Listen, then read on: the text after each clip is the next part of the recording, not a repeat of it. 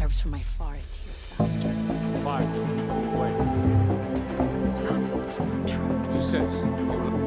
It's not fair. More than you?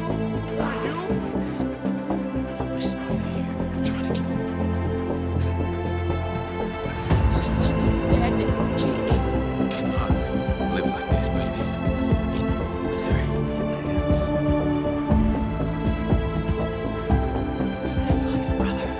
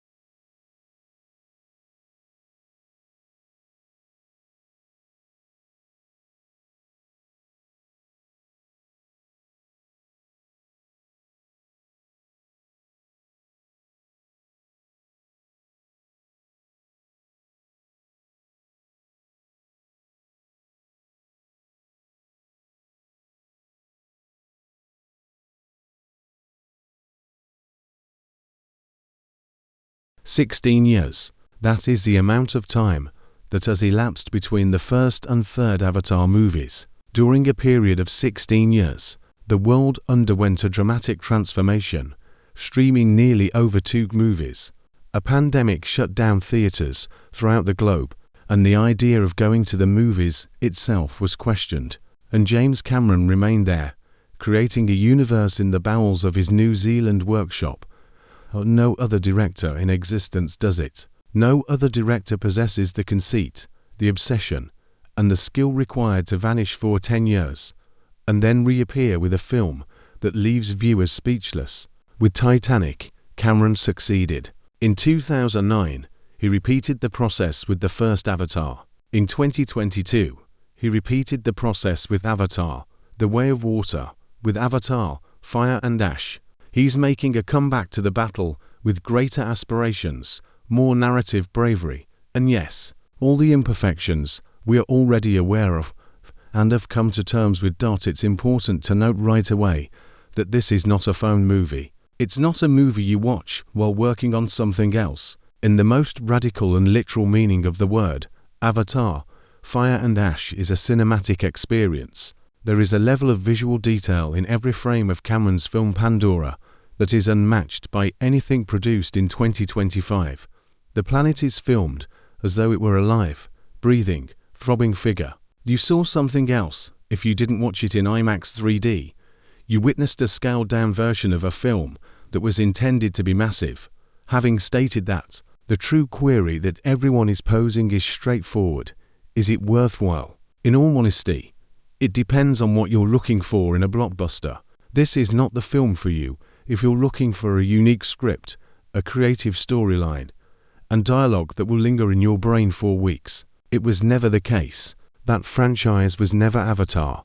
However, Fire and Ash offers one of the most powerful visual and emotional experiences a movie theater can provide, with familiar characters being put to the test in ways that none of the other movies had the guts to achieve. You'll be surprised by the ferocity with which it delivers. In popular culture, the Avatar franchise holds a peculiar position.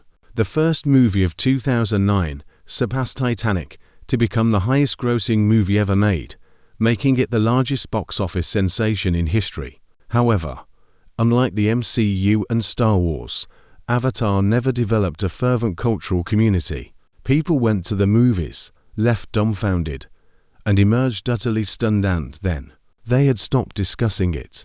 They didn't develop a character obsession. The dialogues were not quoted. In contrast to previous accounts, it seems as though the event was too big to put into recollection.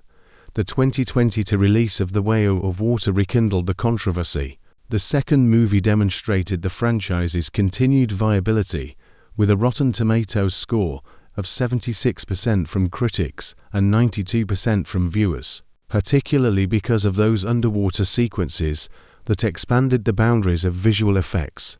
However, the critics who refused to give in pointed out the obvious. The human antagonists were too shallow. The narrative structure was predictable, and the story of the Sully family, while occasionally heartwarming, was buried in a massive storyline that occasionally felt too lengthy. 3 years later, Fire and Ash shows up, carrying the burden of all those expectations and critiques. The intriguing thing is that Cameron listened to a few of them. He obviously went further into the characters' wounds this time, but not all of them. He will never give up his style, and he shouldn't. At the start of Fire and Ash, Neteyam's passing at the end of The Way of Water created an open wound that Cameron takes a while to heal. He remains within it. He prolongs the grieving process. He allows the character's choices to be tainted by that suffering in difficult and genuine ways. In several ways, this Cameron is different, more inclined to place his characters in morally challenging circumstances, more inclined to allow the heroes to consider and nearly carry out terrible deeds. There is a scene in Fire and Ash that will likely define the franchise forever. It's so human and unsettling that you'll want to see it again to fully comprehend what has transpired. Furthermore, this scenario has nothing to do with Quaritch, the Ash people, or combat. In it, a family considers whether it would be simpler if one of its members didn't exist. Let's approach it gradually. though Fire and Ash immediately conveys a sense of scale. It's not the visual scope. You anticipated that and knew it would be stunning. It's the range of emotions. In the first scene of the movie, Loak is linked to the Tree of Souls and dreams of his late brother Neteyam. The first knife in the audience's heart is Neteyam's query, "How did you die?"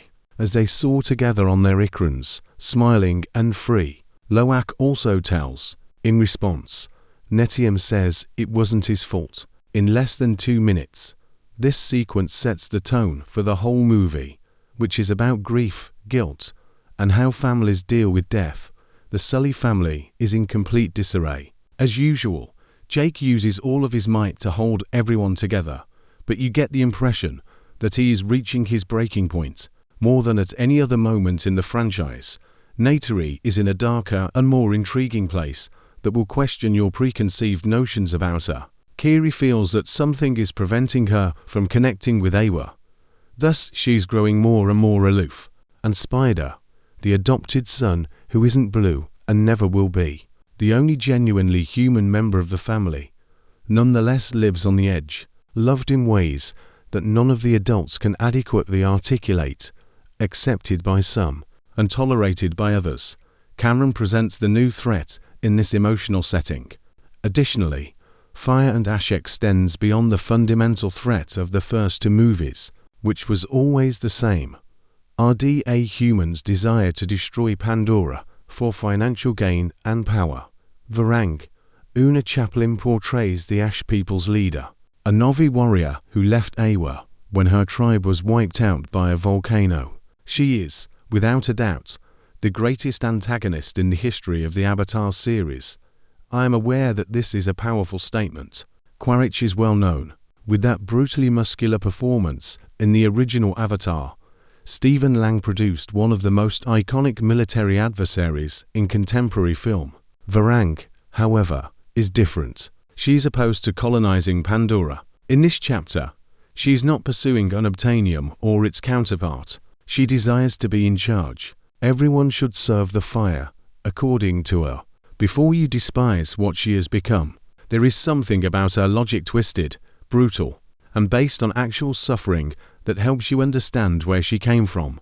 The film lasts for 3 hours and 12 minutes. It is undeniably lengthy. However, Fire and Ash maintains a more steady pace most of the time, in contrast to The Way of Water, when some parts in the second act truly try patience. The film slows down for narrative purposes, not because the script has become disorganized, but rather because Cameron is constructing something. Additionally, the intensity is unlike anything you've seen in this genre before when it increases, and it accelerates in ways that will cause you to grasp the armrest. The response was illuminating. Critics were split. 67% on Rotten Tomatoes agreed that while the spectacle is still distinctive, the movie annoyingly rehashes the plot points of earlier films. The audience's vote was quite different, with 91% of respondents rating it as verified hot. It received 6.9 from users and 61 from reviewers on Metacritic. One of the most intriguing aspects of Fire and Ash is the stark contrast between the opinions of the crowd and the reviewers, and we will examine the precise reasons for this separation throughout this video. Let's discuss the aspects of the movie that reviewers found objectionable as well as the aspects that left viewers feeling as like they had experienced something, which is something that only happens when you see a blockbuster with soul.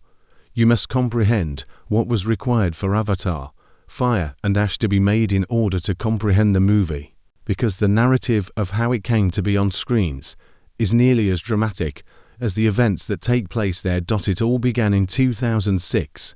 Even before the original Avatar was finished, James Cameron stated in an interview that he would want to develop sequels if the movie did well at the box office. Not one, many. Cameron has always considered Pandora to be a universe rather than a single narrative. After Avatar surpassed Cameron's own picture, Titanic, to become the largest box office success in movie history in 2009, the discussion about sequels became a given. The first 2 sequels were formally announced by Cameron in 2010, December 2014, and December 2015 were the initial dates. Go over it again, 2014 and 2015. 1. Of Hollywood's most remarkable development and production, Tales is what transpired between that pledge and December 2025. Cameron's decision to extend the story was the first significant setback. 4 films were made out of 2. From movies required a lot more planning, scripting, and world building. Before releasing a sequel, Cameron had to figure out the plot's overall direction. This type of long-term planning took time in ways that any typical studio would have refused, which is precisely what makes sagas like The Lord of the Rings function as full works rather as opportunistic sequels. However, 20th Century Studios, which Disney subsequently purchased, was aware that Cameron is not your typical director. The narrative begins to seem like science fiction at this point, since the second significant barrier was technical. Cameron intended to record underwater performance capture sequences. This was the first time it had been done, not because no one had thought of it, but rather because it is very challenging to accurately record submerged actors' motions in order to convert that data into realistic computer animation. Water interferes, reflects, and distorts. Years were spent by Cameron and his group creating technology that was unavailable. In order to film the underwater sequences with realism, the performers had to learn how to free dive, or dive without breathing apparatus. The cast was trained by Kirk Crack, the creator of Performance Free Diving International. During filming, Kate Winslet was able to hold her breath for over 7 minutes. For 7 minutes, filming for Avatar, The Way of Water and Avatar, Fire and Ash started on September 25, 2017, in Manhattan Beach, California. Not in that order. Simultaneously, the teams were working on 2 plots, concurrently 4 years as a result of Cameron's intention to maximize efficiency with the actors and guarantee continuity between the 2 films. November 2018 saw the completion of performance capture. Early in 2019, live-action filming got underway in New Zealand. Then the epidemic struck. In March 2020, Cameron's long-term creative collaborator and producer of all of his movies since Titanic, John Landau, declared that production in New Zealand will be permanently halted owing to COVID-19. The world came to a halt. Pandora also ceased. However, because the visual effects work could be done remotely, it proceeded at Weta Digital in Wellington. Cameron and a portion of the team were able to enter New Zealand in May 2020 with special exception visas, which were deemed necessary for a project of substantial economic value to the nation. This is not hyperbole. According to the agreement between Cameron and the New Zealand government, at least 500 million New Zealand dollars would be invested in production in the nation. Filming resumed after 2 weeks of seclusion under official supervision. Following the epidemic, the first big Hollywood movies to restart production were Avatar, Fire and Ash, and The Way of Water. Cameron declared that Fire and Ash was 95% finished in September 2020. After more than 3 years of production, filming concluded in December of that year. However, post-production was still to be completed, and the visual effects of an Avatar movie were unlike any other. 4 years, thousands of artists were employed by Weta FX, the company that created Pandora's visuals. Cameron compared the procedure to leading an orchestra with thousands of players simultaneously, where each choice must be made with extreme precision. Over the years, there have been 9 delays in the publication date. 9. The most recent one occurred in June 2023, when the Hollywood Writers Union strike caused another postponement, this time until December 2025. Cameron made use of the extra time for pickups, which are extra shots that complete a production's last gaps. It's practically ready. In February 2024, he said, "We are filming the last 2 or 3%. We have additional live action in June. Another 2%. Approximately 25% of the 4th film shot is available. I am currently working on the visual effects in post-production, which is an enormous task, At the Disney D23 event in August 2024, Cameron himself revealed the film's title. Prior to that, the project had been going by several names, such as Avatar, The Seed Bearer, a title that was leaked to the BBC in 2018. Fire and Ash is better, more visceral, and Cameron personally explained what it means. If fire represents hatred, anger, and violence, then ashes represent what remains afterwards, which in turn feed more hatred, anger, and violence. This is a vicious cycle. The film is dedicated to John Landau, who passed away in July 2023 at the age of 63. Landau was the creative partner of James Cameron for decades and the producer of the two previous Avatar films. He did not live to see Fire and Ash hit the screens. This dedication is not formal. Rather, it is personal and heartfelt. The Avatar franchise would not be what it is without Landau's ability to turn Cameron's impossible visions into cinematic reality. It is especially sad to know that the man who supported Cameron through all those years of delays, impossible technology, pandemic, and 9 postponed release dates, in terms of writing, Cameron, Rick Yaffa, and Amanda Silver, the same team that worked on The Wave of Water, are credited with writing the script for Fire and Ash. Josh Friedman and Shane Salerno, who collaborated on all of the saga scripts, are also credited with writing the story. Cameron was clear about what he wanted to change this time. More character depth. The big creative leap in Fire and Ash will be greater. Character depth. The idea of this film cycle is to live with these people and embark on this epic journey with them. The Ash people are the most intriguing decision made during the whole film's creative process. Cameron's goal was to investigate Na'vi cultures that were more than just noble and enlightened. He wished to expose Na'vi's poor decision-making, Na'vi who might be tainted by suffering, fear, and rage, much like people. There are good humans and bad humans. The same goes for the Na'vi side.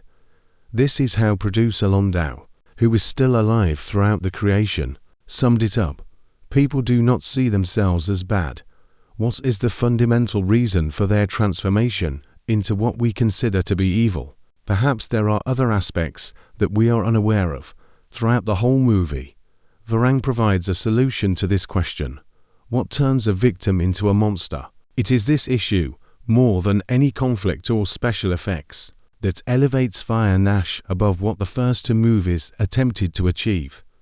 The movie takes a sharp left turn at one point, where you think you know where the story is going, and then a truck appears out of nowhere. According to Jack Champion, the actor who plays Spider, who read the script and said he was completely shocked that description is accurate, and the sharp turn Champion mentions is not a plot twist in the sense of a surprise revelation, but rather a moral turn, where the film puts its characters in a situation where the right and wrong choices come dangerously close to each other. Let's now discuss what transpires within this movie, which has been the result of 16 years, 9 delays, a pandemic, the passing of a cherished producer, and thousands of artists sacrificing years of their life, keeping the characters alive not just on screen, but genuinely alive, evolving, and bearing the weight of what has already happened to them is one of the most difficult tasks for any franchise that spans several movies. It is very simple, particularly in massive blockbusters, to turn characters into narrative functions. That is the hero. That is the warrior.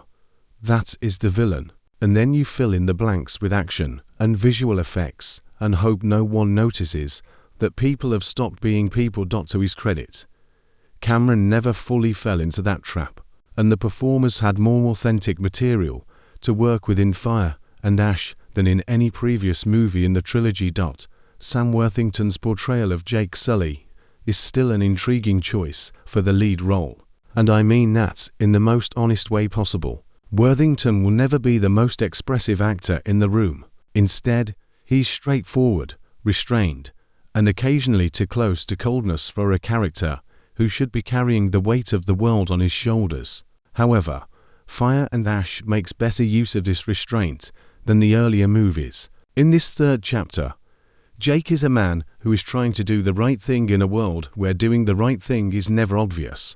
Worthington carries that weight quiet, tense, and constantly on the verge of exploding. The scene that will define Worthington's performance in Fire and Ash is not a battle scene. Rather, it is a scene in the forest where Jake is alone with Spider. And you realize he's getting ready to do something unimaginable. Worthington doesn't need dialogue in this scene. The tension is all in the body, in the breath, and in the eyes. It's the best work he's ever done in the franchise. And it's no accident that it occurs right when the character is most emotionally vulnerable. In contrast, Zoe Saldaga's portrayal of Neytiri in Fire and Ash is the most complex and unsettling of her career, which is saying a lot given that she was already exceptional in the first two movies. Neytiri is in a dark place, and her grief for her son has driven her into an uncontrollable hatred, a hatred directed at humans in general and Spider in particular. Saldaña doesn't make Neytiri likable all the time, and there are times when you recognize what is happening to that character you have loved since 2009. And then there's that moment, that particular moment. You'll know which one it is when you get to it, when Neytiri looks at Spider and says, "I see you." In the Avatar universe, "I see you" is not a greeting, but rather a profound recognition of another soul. Saldaña delivers those three words in a way that undermines everything the character has constructed as armor over the preceding 3 hours of the film, making it one of the most beautiful moments in the entire franchise. Surprisingly, Britton Dalton's portrayal of Loak, the troubled son who constantly disobeys and gets into trouble with Pyakon, the exiled Tolkien, has a full and devastating arc in Fire and Ash. The guilt over his brother's death, the anger at his father for not recognizing him, the suicide attempt that Cameron included in the film with a rare honesty for a blockbuster of this size, all pass through Dalton's hands, and he sustains it. Each scene with Pyakon carries the same emotional weight of despair that elevates everything. Cameron went there, and Dalton agreed. The sequence with Loak and the gun alone is the type of stuff you don't expect to see in a Disney-distributed PG-13 film. One of the most distinctive aspects of the entire Avatar franchise is Sigourney Weaver's portrayal of Kiri, a 76-year-old actress who plays a Na'vi adolescent through performance capture. On screen, this works in a way that defies simple explanation. Kiri doesn't speak or move like the other young people in the film, and this is intentional because she is fundamentally different, something between human and divine, and Weaver captures this strangeness with a delicacy that rewards fans who have followed the series since The Way of Water. Spider is a character written more richly than ever in this third film. His biological transformation, his impossible position between two worlds, the weight of being both the adopted son of the Sullys and the biological son of the man who wants to kill the entire family, and the result is mixed in a way that is honest to acknowledge.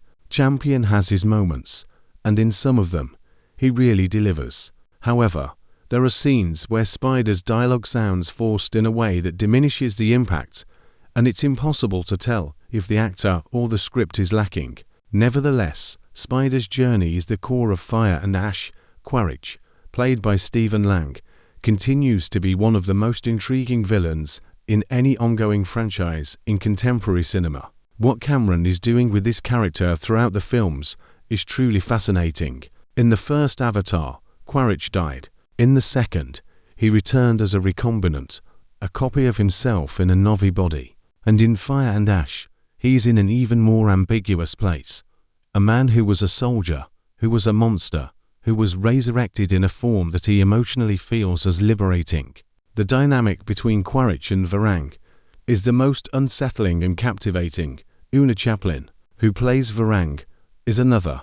Chaplin is the granddaughter of Charlie Chaplin, the daughter of Geraldine Chaplin, and has worked in Game of Thrones and other major productions. However, nothing on her resume can prepare you for Varang, a Na'vi who was a spiritual leader before being abandoned by the cosmos itself, who built a religion of fire on the ruins of her faith, who leads a tribe of warriors with a cult-like intensity that makes you understand why people follow her while simultaneously realizing the danger of it all. The scene in which she uses a hallucinogenic drug and her own cue, the Navi neural connection, to indoctrinate Quaritch. Varang became the talk of the movie in the weeks after its release, with everyone agreeing that Una Chaplin stole every scene she appeared in.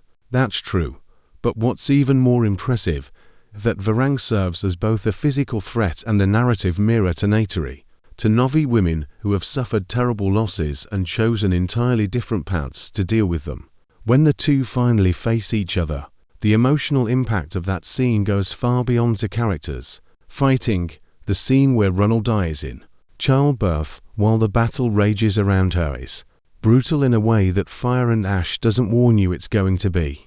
Winslet and Cameron worked together for the first time on Titanic, nearly 30 years ago, and you can feel the mutual trust in the way that scene is filmed. No melodrama, no forced sentimental music, just the raw reality of a loss amid the chaos. Despite having less screen time than you might expect given her name on the poster, together, this group is what turns Fire and Ash from a spectacle into an experience. Cameron is the vision and the technology, but their performances are what give the movie its soul.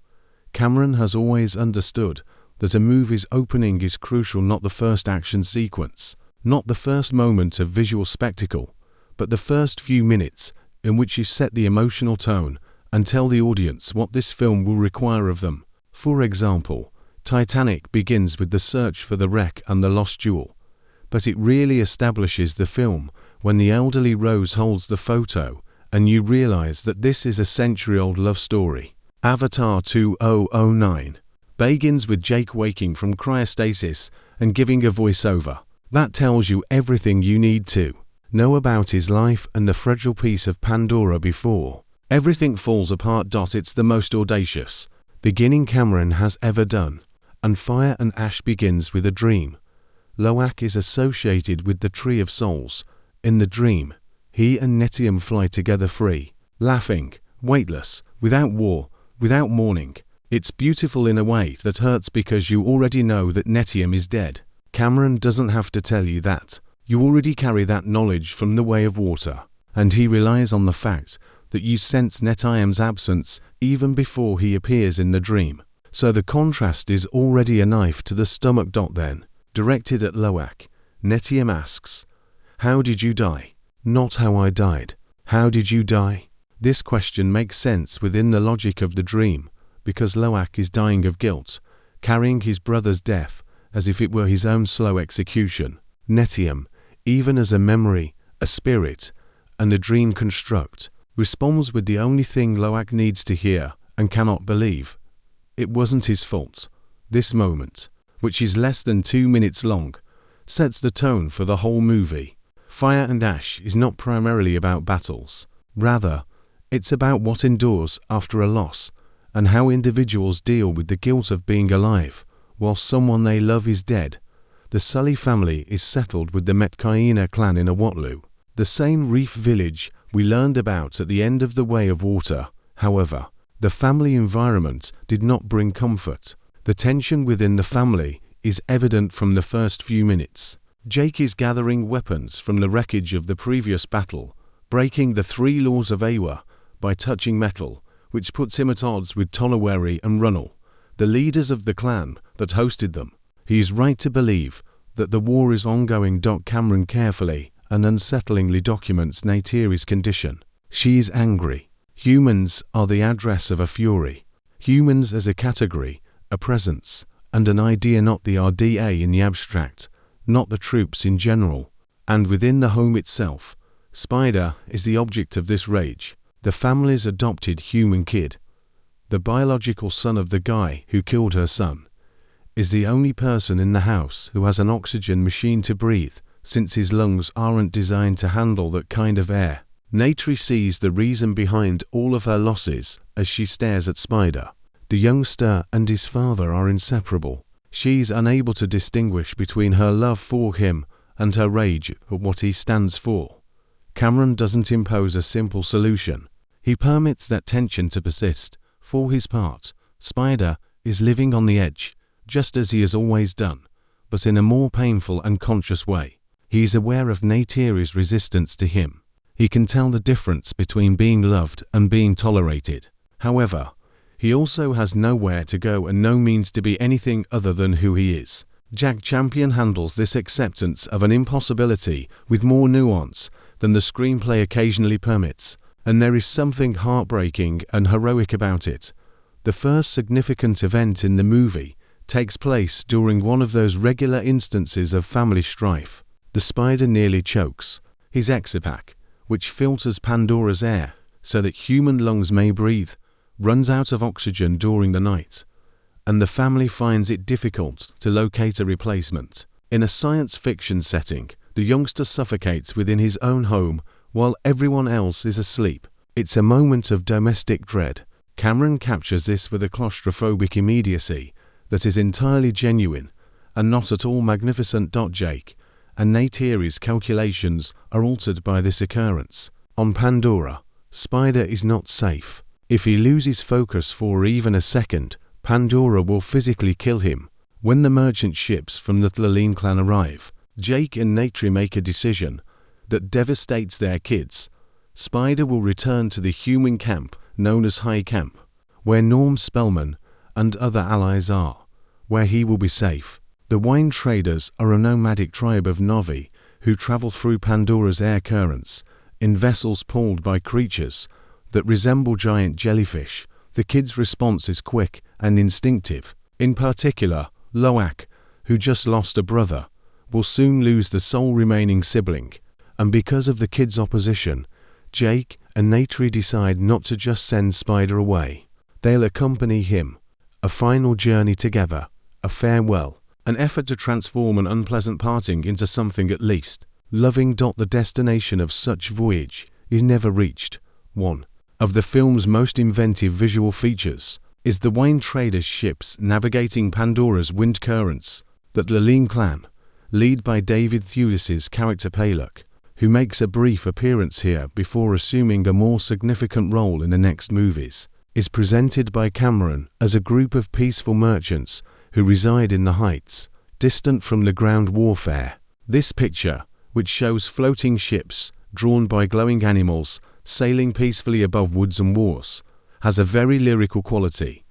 Cameron gives the audience a little respite and then ruins everything. The Manquan clan's onslaught is merciless, unannounced, and without of ceremony.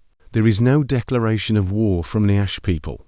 They come like fire, quick, confusing, and overpowering. The earliest and most obvious manifestation of what Varang has created is a Manquan warrior who self-immolates by hurling his own flaming corpse onto the wine trader's vessel. This act of suicidal dedication to the fire represents a tribe that not only dread death, but welcomes it as a sacrifice. The ships catch fire. The animals that were dragging them were terrified. The convoy breaks apart. In the minutes that follow, Cameron fully expresses his cinematic sense for action. In the fall, the Sully family is split up. Neytiri sustains serious injuries while attempting to face Varang head-on. She's transported back to High Camp unconscious for treatment by Arikran, the winged animal with which she shares a strong spiritual connection. The kids are abandoned on the ground, without their parents, and encircled by fighters who ruthlessly murdered every ship survivor. And Jake encounters Quaritch in person. These two men have a past that extends beyond their rivalry, making it one of the most intense clashes in the whole franchise. Jake shared Quaritch's humanity. Because Quaritch had formerly had a military mindset, Jake could relate to him. Additionally, Quaritch struggles with an identity that is neither one thing nor the other due to the peculiarity of being in a Navi body. In this scene, Cameron places two characters who ought to kill each other in a position where they must cooperate, because Spider is missing. The boy will perish without oxygen, and both Spider's biological and adoptive fathers are present and cannot simply allow the boy to die.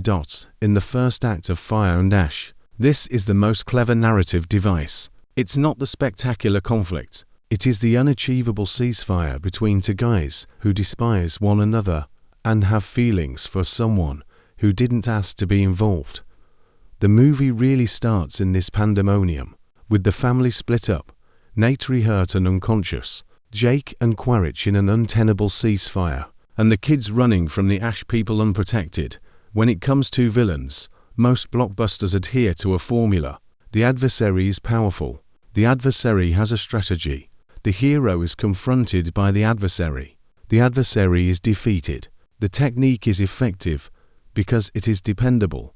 The audience is aware of what to expect, and it builds suspense within a well-known framework. However, the formula also produces disposable villains, threats that are meant to be vanquished and don't really matter after the screen turns dark. That formula has already been violated by Cameron. In the original Avatar, Quaritch was more than just a dishonest commander. He represented a way of thinking and a whole dominant structure that Jake Sully had to reject inside himself before he could reject in the outside world. Even still, Quaritch follows a recognizable logic: soldier, mission, raw force. Despite his effectiveness as an adversary, Varang doesn't follow that reasoning. You must comprehend what Cameron said on the Ash people's genesis in order to comprehend Varang. His goal was to investigate a deviant Na'vi civilization. The oversimplified distinction between good Na'vi and wicked humans was correctly noted by reviewers in the earlier movies. Cameron aimed to demonstrate that Pandora had its own shadows, just like any other Earth, because having a spiritual bond with Awa does not ensure virtue. That a person might begin with a strong sense of faith and, after experiencing enough suffering, find themselves in a state of extreme darkness. Varang served as the Manquan clan's Sok, or spiritual head. She was connected to Awa. She had faith. Her tribe was later wiped out by a volcano. Not the people, not the RDA. She was in awe of nature itself. Awa did not answer either. No one was saved by Awa. The lady who emerged from the ruins was different from the one who had entered when the fire arrived and the ashes persisted. Varang differs from nearly every other villain Cameron has ever developed because of this origin. Her ambition does not make her bad. She's not a greedy person. She developed an entire philosophy based on her rejection by the same universe she loved, which is why she is evil. Fire is not destruction. Fire is truth. And fire exposes what is genuine by burning away all that is illusion. Although she has twisted Na'vi spirituality in the other direction, she does not reject it. Communion with death rather than with life. Honor what Awa was unable to stop, rather than Awa herself, long before anyone had any idea what the movie would look like. Una Chaplin was cast in June 2017. Chaplin, best known for Game of Thrones, entered a completely different universe and accomplished something that more well-known and obvious actors for the role probably wouldn't have been able to. She gave Varang a humanity that coexists with horror. Cameron described her as a strong, vibrant central character who runs through the whole saga of the sequels. When Varang first meets Quaritch and sees something in him that she truly understands, it's a scenario that perfectly captures her personality. To entities that inhabit bodies that were not initially theirs. To entities whose identities are based on terrible losses. You recognize that she's not seeing a strategic ally when she spots him. A reflection is visible to her, someone who resonates in ways similar to her own brokenness. One of the most audacious parts of the writing of Varang's seduction of Quaritch. Cameron may have presented this as totally manipulative on her side, with the villain controlling a strong general by utilizing charisma and sexuality as a weapon. And that is what occurs at a certain point. However, there is another level at which their relationship is truly unsettling, since they both acknowledge each other's propensity for using violence as a reaction to suffering. Quaritch, whose hate of Jake Sully defined him for 2 movies, discovers in Varang something that hatred never provided: purpose, a perspective on the world, an explanation that transcends the mission. In the scene where Varang enters Quaritch's head using a hallucinogenic drug and her cue, Cameron purposefully leaves it unclear where manipulation stops and genuine closeness starts. That sequence is played by Lang and Chaplin without obvious cues. You cannot be certain of Quaritch's emotions. Beyond what she says, you cannot be certain about Varang's desires. And it's just this uncertainty that makes the movie so captivating. This union has disastrous practical consequences. With the Ash people, Quaritch, who already possessed military resources from the RDA, obtains a fighting force that defies human norms. The Manquan warriors have no fear of dying. They had Ikrans, which are winged creatures similar to those the Na'vi ride, although theirs are more violent and suited to the volcanic environment. Additionally, Varang gives Quaritch something no RDA general could: credibility in the Na'vi society, in return for automatic weapons and flamethrowers that she never had access to. From a narrative perspective, it's intriguing how Cameron mirrors Neytiri with Varang. This is the most intricate structure that Fire and Ash's script creates, and it should be acknowledged because the film's hectic pace makes it easy to overlook. In opposite mirroring, Varang and Neytiri are the same kind of character. They are both exceptionally skilled Na'vi warriors. Both lost something essential. Neytiri lost her kid, while Varang lost her clan and her beliefs. They both reacted angrily to the loss. At various points in the movie, each are prepared to act horribly in reaction to this loss. The difference is that Neytiri still has something that holds her, and Cameron makes this clear in a moment where she's cleaning the red war paint off her face, and you can feel the remorse in her eyes. Jake is there. Some of the kids are still alive. She remembers who she was before to the loss. Varang has none of that now. She let everything to burn in the fire. The intense final encounter between the two is also a result of this mirrored pattern. It's more than a combat scene. Neytiri is effectively facing what she may have become at this point by confronting Varang, what she nearly turned into. Furthermore, the outcome of this conflict is more truthful than most blockbusters would dare to be. It is not a straightforward triumph that ends with one of the two dead. Varang received an instant and passionate response from the audience. The persona-dominated internet conversations about Fire and Ash in the weeks after the movie's release, fan art, analyses, discussions about his motivations, and predictions regarding his appearance in Avatar 4 all surface quickly, revealing the audience's need for a complex Avatar villain. Quaritch is fantastic, yet ultimately, Quaritch is a kind that we have seen before. Varang is brand new. Varang is the kind of foe that compels you to comprehend them rather than only see their defeat. Here, too, there is a valid objection to be made. Although Varang's Genesis narrative is emotionally engaging, several commentators have noted that it is portrayed in a somewhat condensed way. All of the information you learn about the volcano, the loss of faith, and the creation of the fire cult is presented in discrete chunks rather than developing naturally over the movie. It's a valid critique. It's obvious that Cameron wanted to give Varang a depth that the franchise's earlier villains lacked, but the screenplay didn't always find the right place to let that depth to flourish. For the first time in the series, the primary threat in Fire and Ash does not originate from outside of Pandora. This is not a critique, but rather an observation about what makes the movie superior than its predecessors. It originates from inside. Na'vi are the Ash people. Na'vi is Varang. The threat she poses to the Sully family is one of philosophy rather than colonization or exploitation, of a notion, from a perspective that holds that everything is an illusion that is only waiting to be destroyed, and that fire is the only true thing. Fire and Ash is the most mature chapter of the franchise thus far in terms of plot, because of this change from an external danger to one that comes from within the very world you thought you knew.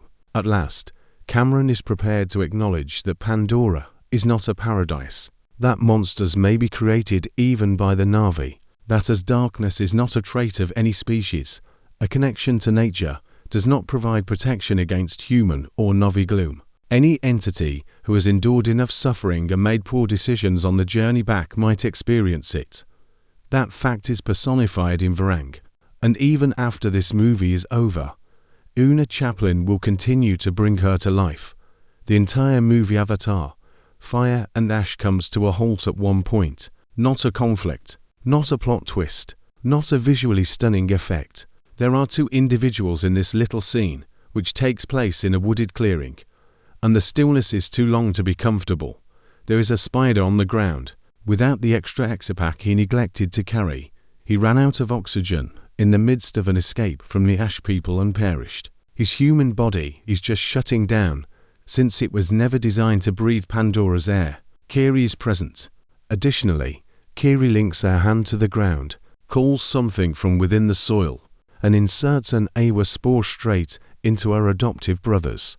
Throat actions that neither humans nor Na'vi scientists could understand. The subsequent events are both visually stunning and important to Fire and Ash's intended message. Inside Spider's body, Awa's roots and filaments develop. In his lungs, a mycelial network organic, living, pulsating settles and filters Pandora's air in a manner that is impossible for human machinery to duplicate. Spider awakens.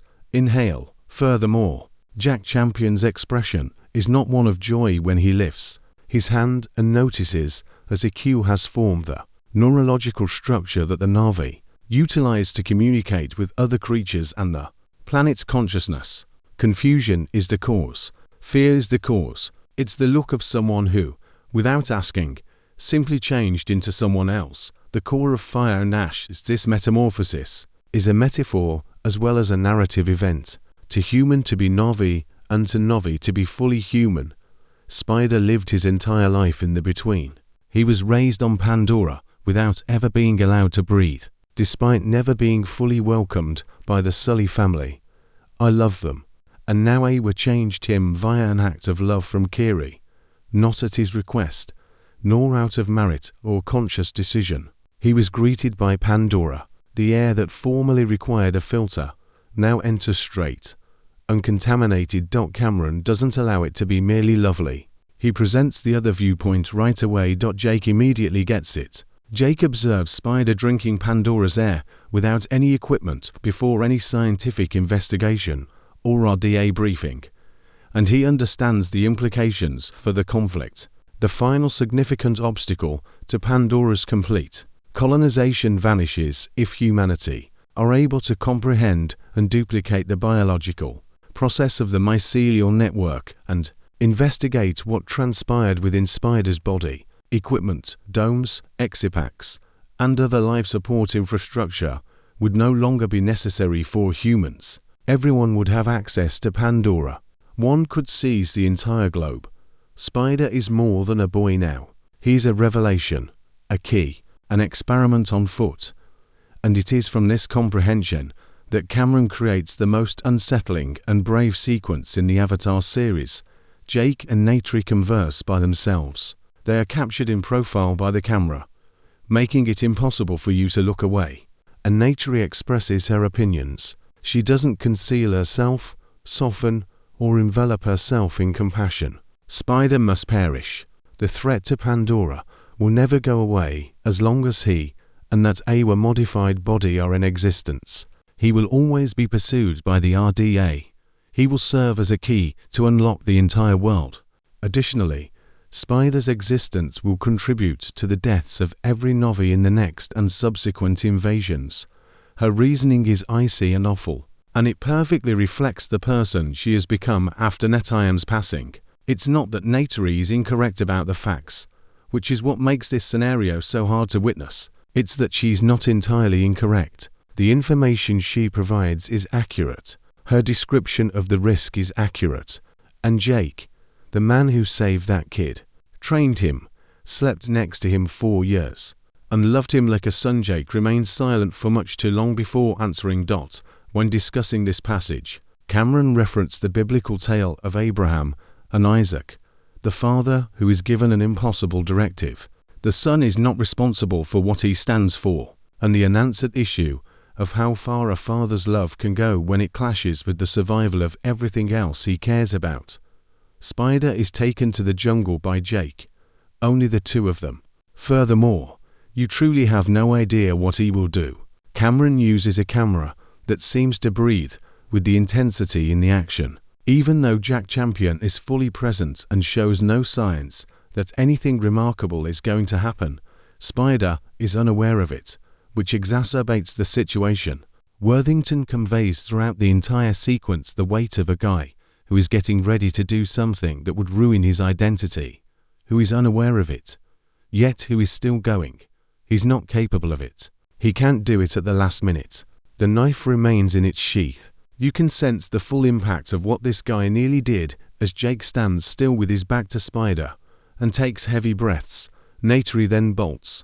She was also unable to accomplish it. The same woman who only minutes before advocated for Spider's demise is now frantically trying to prevent her own husband from carrying out her request. What transpired in the minutes that passed between their talk and now? Without using words, Cameron illustrates this by having Neytiri wash the crimson war paint off her face and gaze at her own feet. You can see it in Saldaña's eyes as she realizes where she is. The crimson paint trickled through her hands like blood. What would he have wished if Neteyam's face hadn't been seen, but was still there in her memory and in hers? In the sake of defending a world that Neteyam adored, what sort of mother is she turning into? She shows up, she gives Spider a glance, and she speaks, in Novi, the 3 words Olingoti Kami, which have greater meaning in the Avatar universe than any human proclamation of love could. You are visible to me. You are not tolerated by me. Strategically, I don't accept you.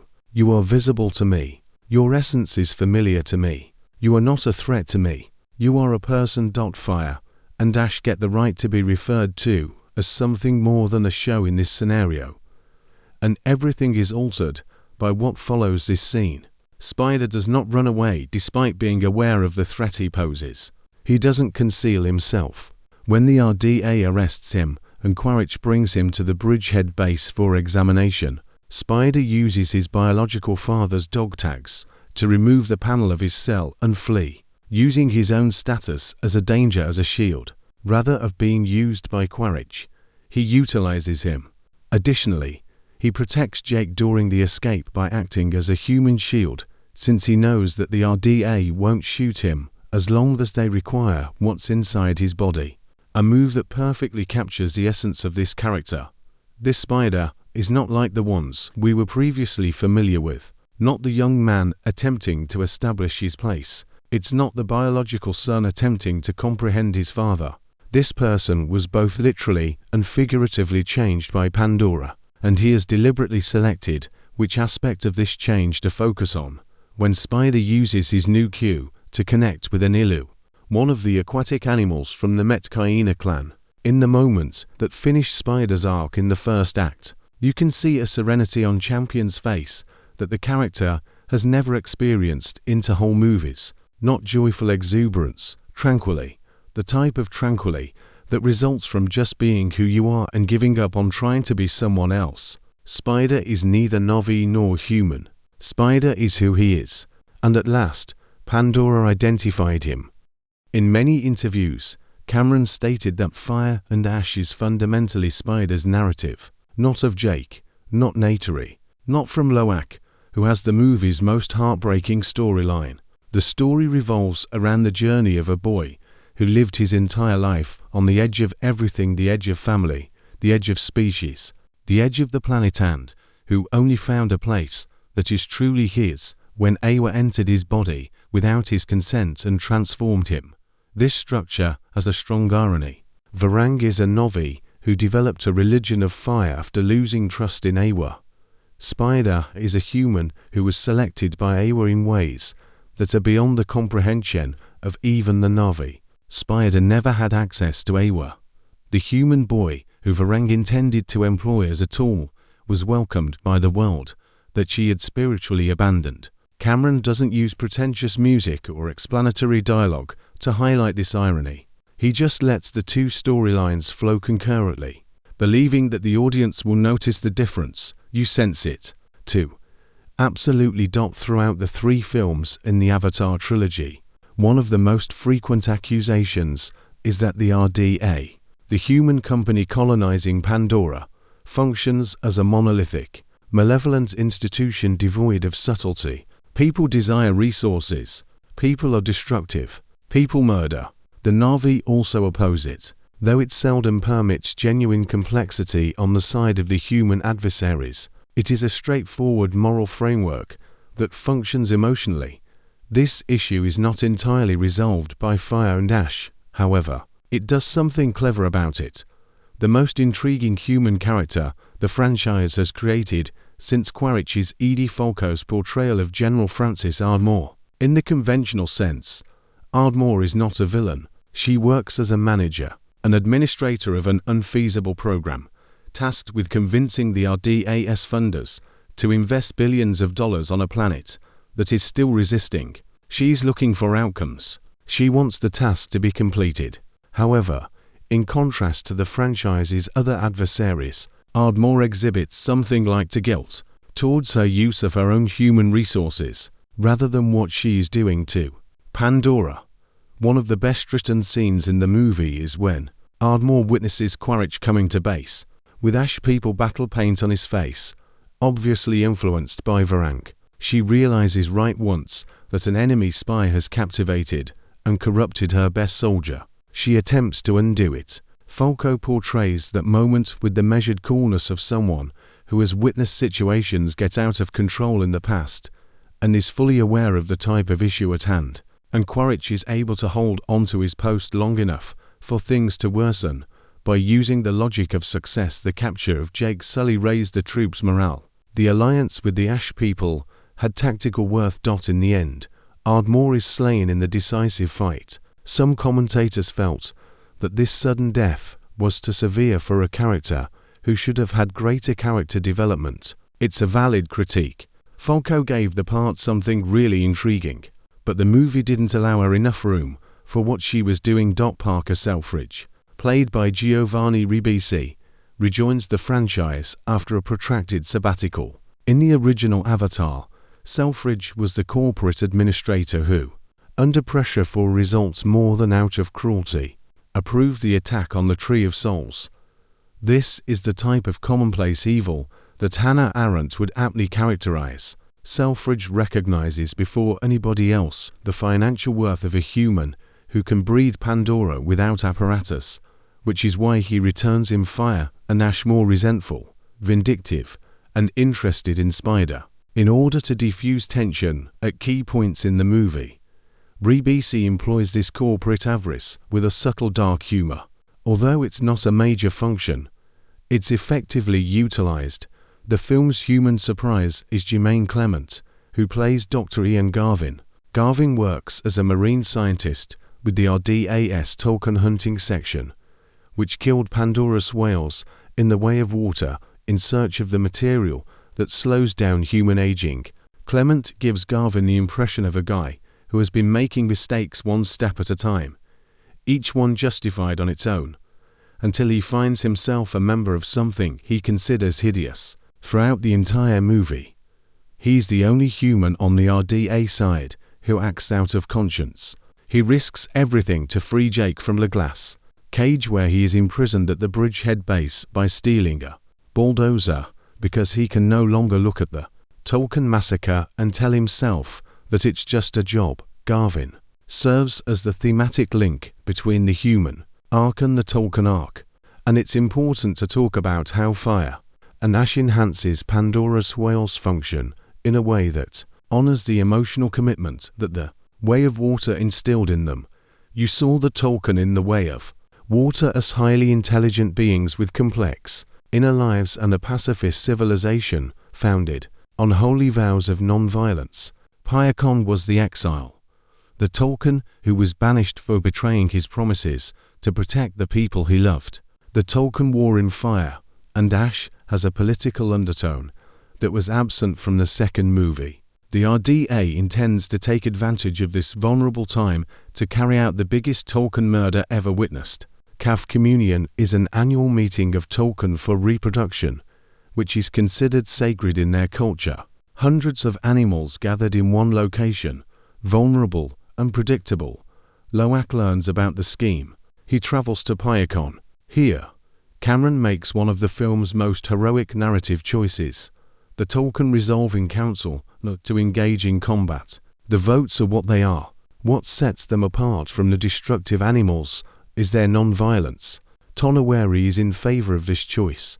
The matriarch of the Tolkien, who is the oldest spiritual leader and is depicted as having a powerful voice, contends that taking part in the conflict would mean losing what makes them Tolkien.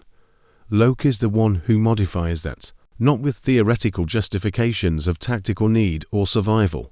He delivers Tenoch, the lone survivor of a recent RDA attack on her clan, and Pyakon, the Tolkien who broke the vows and was punished for it.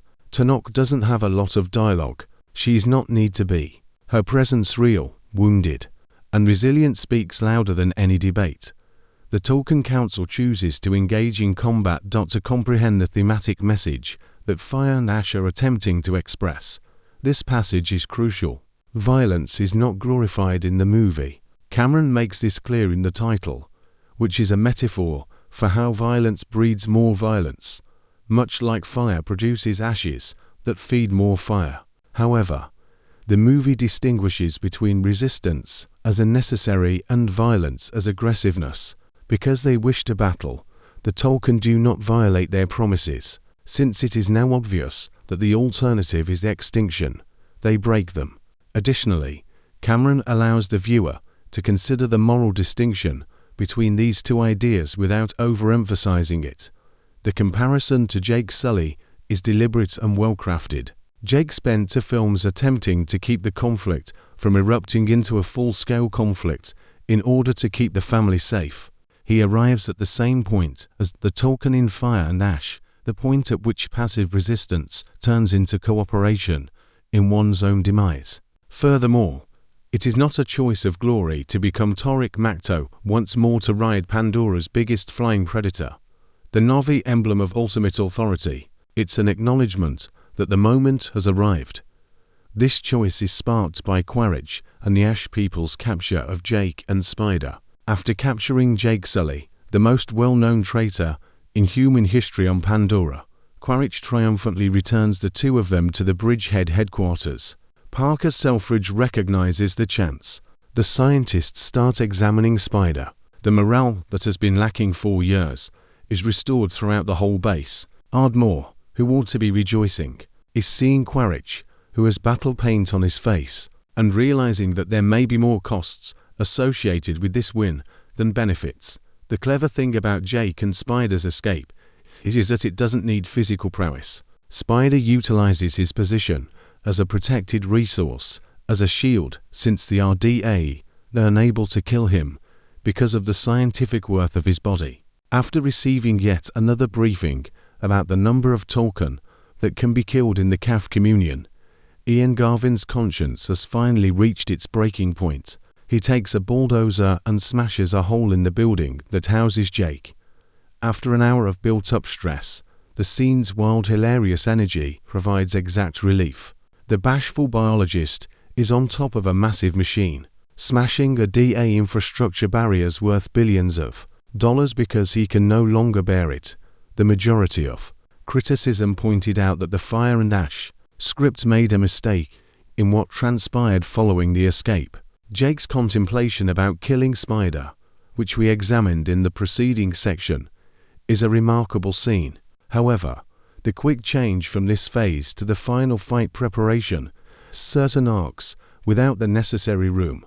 Saldaña's portrayal of Neytiri's transformation from someone who is eager to murder Spider to someone who races to save him is narratively condensed yet emotionally compelling.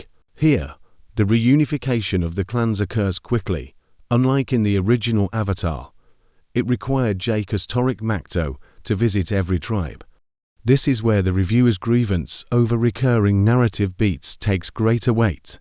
The massive fight, the unified clans, and the Torrik Makto in front of everyone are all obvious examples of how Cameron structured the final act of Fire and Ash to resemble the climaxes of the other movies. The nuances and the higher emotional stakes are what make a difference.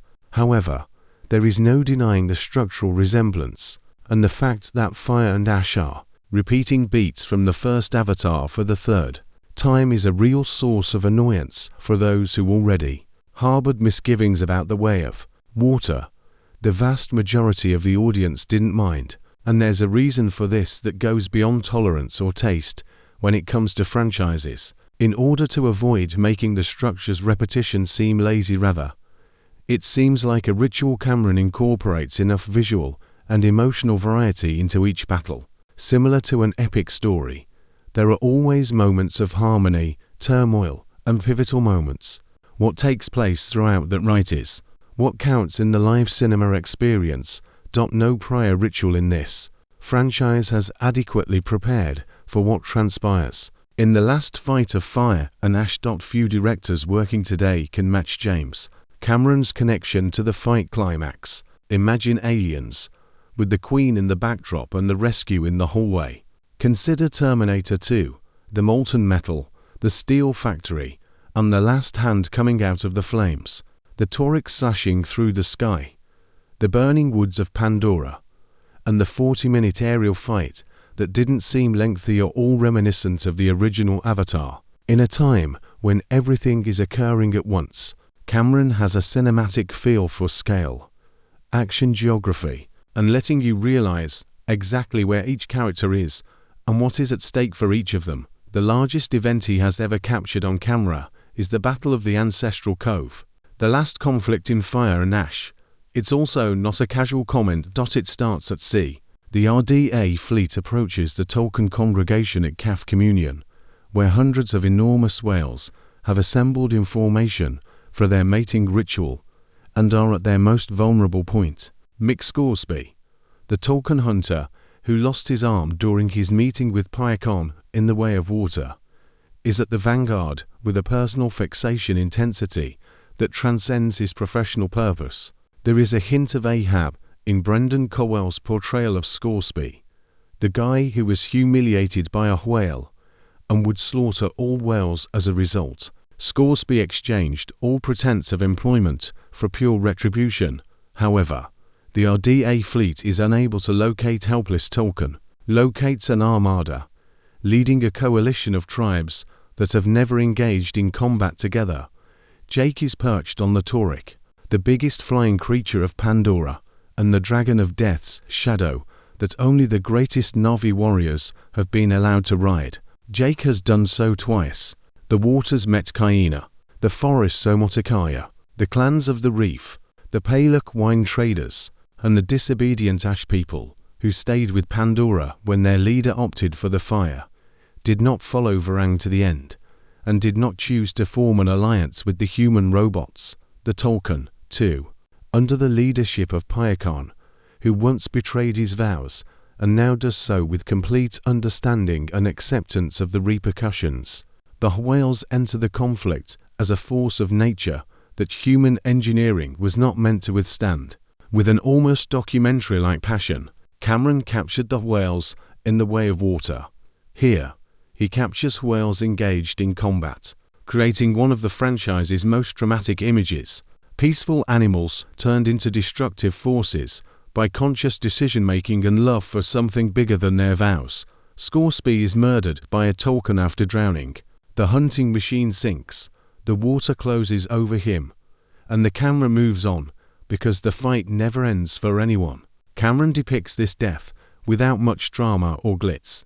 The Manquan warriors from Varang assault Watlu on their Ikrans concurrently with the naval conflict. In the ensuing airborne action, Cameron creates a conflict in many dimensions simultaneously in the air, in the water, underwater, and on the surface while keeping you fully oriented in each. This is something that the previous two films were never able to do on the same scale. You are aware of Loak's whereabouts. You are aware of Kiri's whereabouts. Are you aware of Neytiri's location? You are aware of Jake's whereabouts. Cameron spent 3 hours teaching you how to read that space, not because he used signals or explanatory cuts. During the bombing, Rotso perishes. He's a young character who has been friends with Aonung and Cyrea since childhood, and is a member of the Metkaina clan.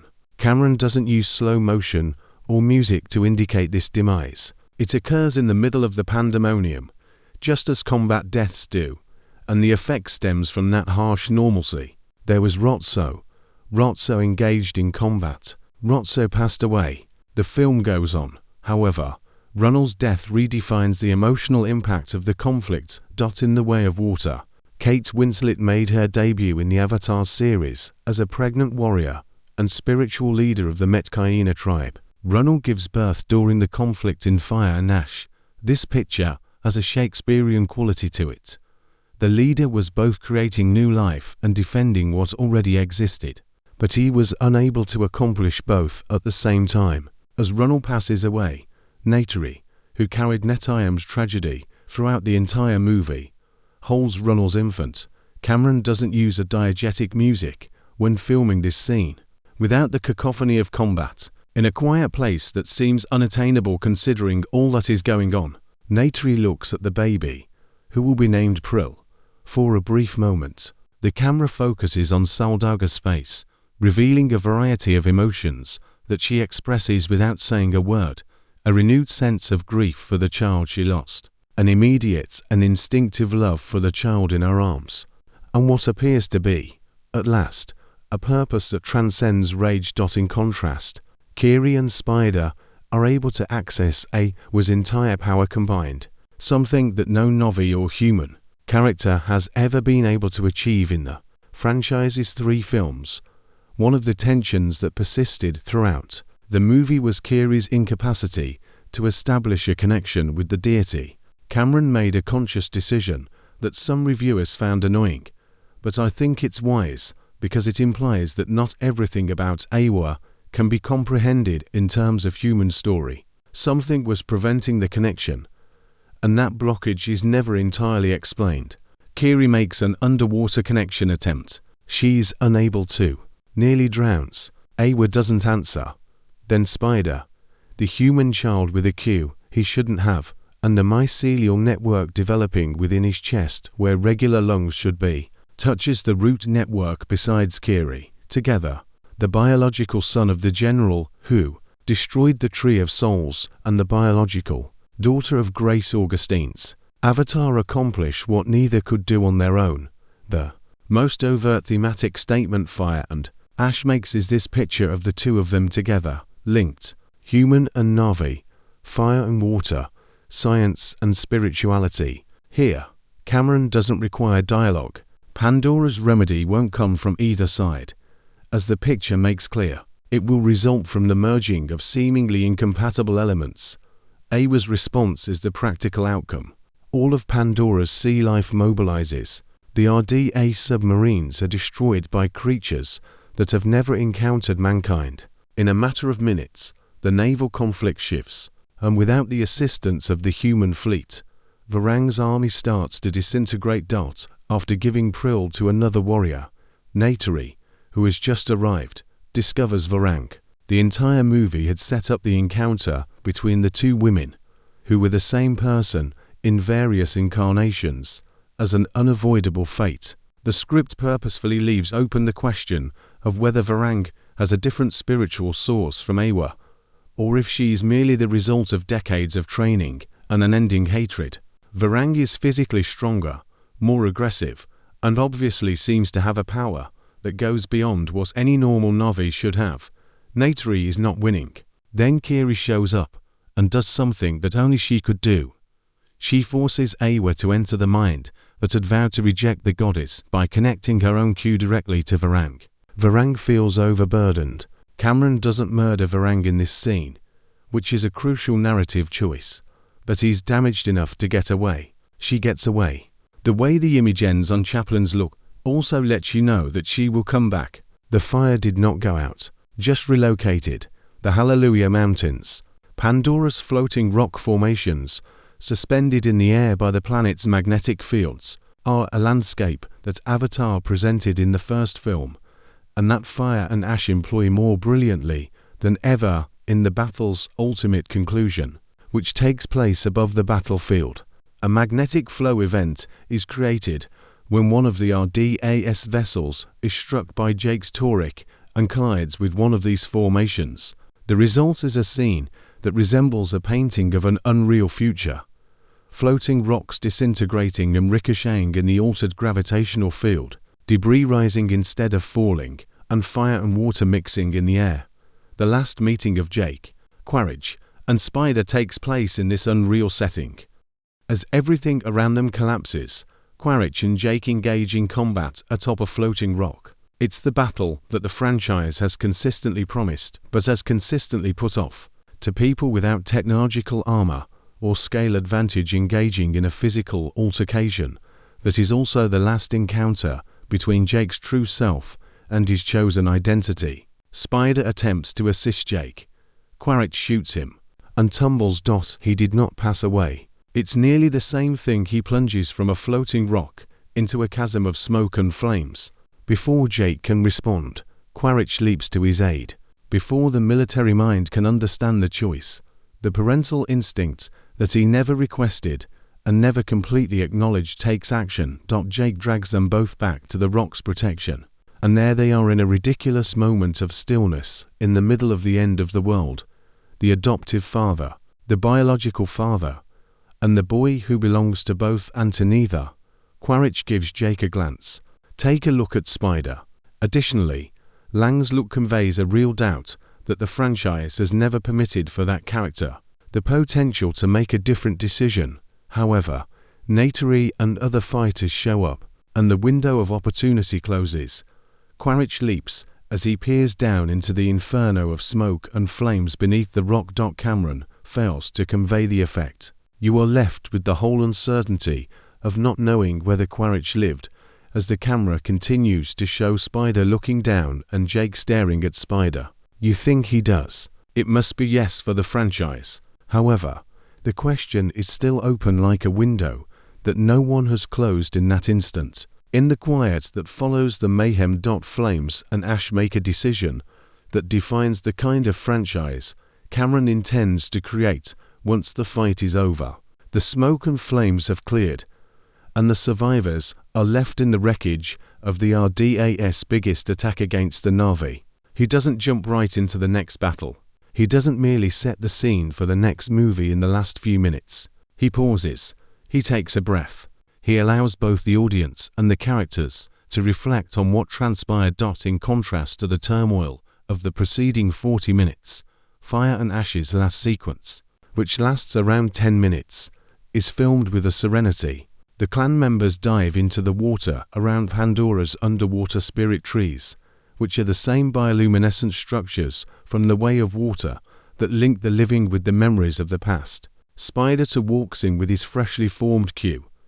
Spider discovers the memories of the deceased while submerged and linked to Awa's awareness network. This is not made into a show by Cameron. There are neither long dialogues nor spectacular reveals. The present is all that exists. The Omotikaya warrior Tsuti was killed in the first Avatar. Neytiri's father, Atukan, was slain in the assault on the Tree of Souls.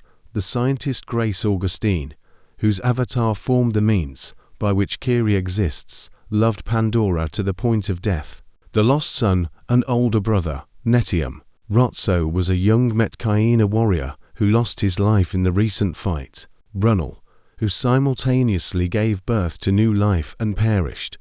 And they're all familiar with Spider, not in human form, not as the son of Quaritch, similar to one of his. Spider is told by Kiri, who is standing next to him in that area between the worlds of the living and the dead, that his spirit will always reside in Awa.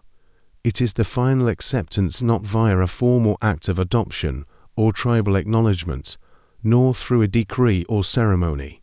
Pandora's collective consciousness, Awa, is aware of it. The camera gradually moves back, revealing the planet's neural network growing into the depths and tying everything together in an endless web, including the living, the dead, animals, plants, rivers, and oceans, because it was developed over the course of 3 hours of a film that consistently asked, what makes someone belong somewhere? The conclusion is effective, however. Before discussing the implications of this conclusion for the series, it is important to carefully, and occasionally in a way that raises real issues, about what Fire and Ash is as a standalone work against what it is as a chapter of a bigger story. Varang gets away. Quaritch's destiny is uncertain as he plunges into a flaming abyss. Despite the setback, the RDA was not annihilated. Rather, it was pushed out, crippled, and humiliated, yet humanity still exists on Pandora. Parker Selfridge is still living. The RDA stopped, but did not destroy the equipment it had created to examine Spider. The emerging knowledge of the mycelial process that would enable humans to breathe Pandora. The scientists did not take the information with them.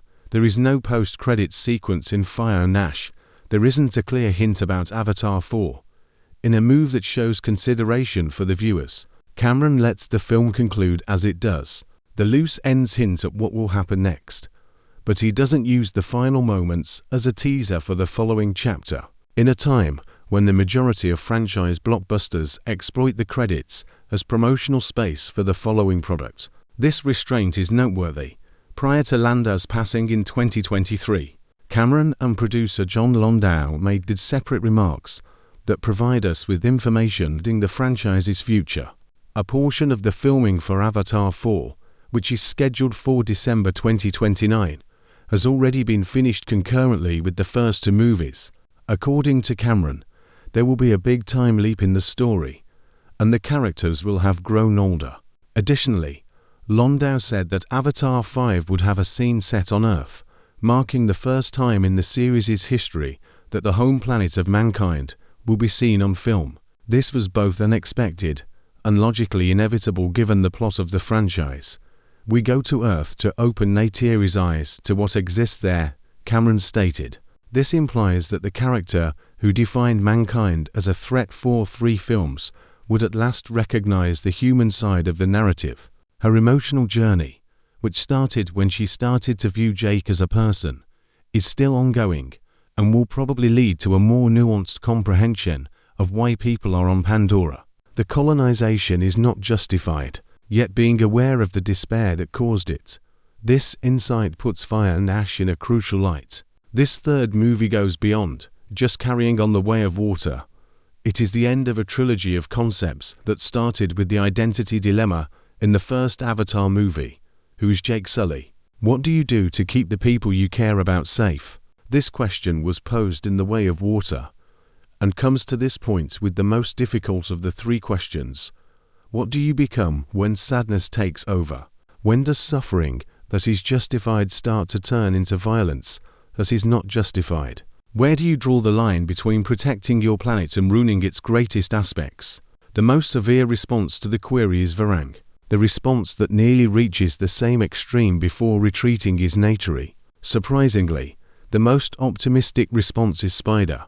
The entity that shouldn't be a part of anything yet was selected by everything. The success of Fire and Ash at the box office will determine whether or not Avatar 4 and 5 are produced. In several interviews, Cameron has been open about this. The movie made over $400 million in the US alone, and it did even better in other countries. The franchise is still very popular in Europe, Asia, and Latin America, with Brazil making over $46 million at the box office, ranking among the top 10 in the world. The franchise has the momentum to continue. According to the global figures, Cameron also discussed how future ventures would alter his connection with his profession. In an interview with The Hollywood Reporter, he stated that he wanted to find a way to work with others more and be less involved in every step of the production process, not necessarily resigning as director, but no longer being the only one in charge of every choice made in every area of every movie. It's unclear if this will happen in Avatar 4 and 5. The human course this franchise has represented for those who created it is an unanswered question. The last 15 years of John Landau's life were devoted to these movies. He passed away before watching the premiere of Fire and Ash. The devotion to him in the movie is more than just ceremonial. Cameron lost his 30-year creative collaborator. The fact that the guy who contributed to the creation of the most costly and intricate universe in movie history was not present to witness the release of the third part of that tale has a sad poetry to it, one that the Avatar series itself would comprehend. In many respects, Fire and Ash is a movie about what endures after loss, about what's left over once the fire goes out, regarding if the individuals you cherished are still there in ways that transcend recollection. It's the opening theme of Loak with Neteyam. The idea is that Neytiri's hands are covered in blood like battle paint. The idea is that Spider discovers the deceased underwater and they recognize him. Additionally, there is an emotional truth to the fact that this picture, which addresses it so openly, has a production history that includes the death of a key character. Just like Neteyam is in the ashes of the Sully family, John Landau is in the ashes of Fire and Ash, not present, formative, present in a style that evokes feelings without the need for an explanation. Cameron advances. The story continues. Pandora advances. The movie's last scene, in which the camera pulls back from the spirit world to reveal Ava's neural network growing across Pandora's ocean floor, connecting everything and serving as a reminder that nothing that existed and was loved actually disappears, is among the most exquisite and truthful shots the franchise has ever created. Not because it's remarkable technically, however, it conveys a truth about how love and loss operate, as well as how the people we lose leave a lasting impression on us that we still learn about years later. Cameron included that in a science fiction film about blue aliens on Alpha Centauri's moon, and it was successful. When you get to the conclusion of Avatar, Fire and Ash, and attempt to compile everything into a clear and conclusive assessment, it exposes more about your expectations for movies than it does about the movie itself.